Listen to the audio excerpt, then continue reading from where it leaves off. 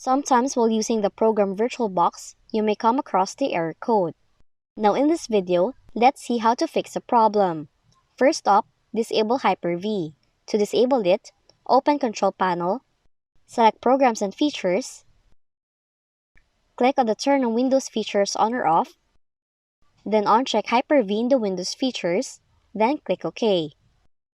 We have to open Command Prompt with admin rights, type in the following command, then press Enter. Now you have to close the window and restart your computer.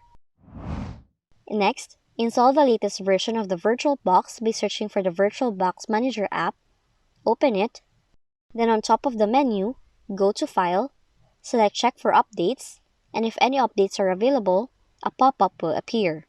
Now you have to click on the link to download and follow the on-screen instructions to install the update. Now another way to fix the issue is by renaming VM XML file. Just open Windows Explorer, navigate to the following directory, locate your virtual machine folder with the suffix of .xml/perev, then right-click on it, select Rename, and then remove the suffix name. Once done, you have to press Enter. And that's how to fix a VirtualBox error in your Windows computer. If you found this video helpful, kindly like and subscribe. You may also click and turn on the notification bell so you can be notified from whenever we release new videos.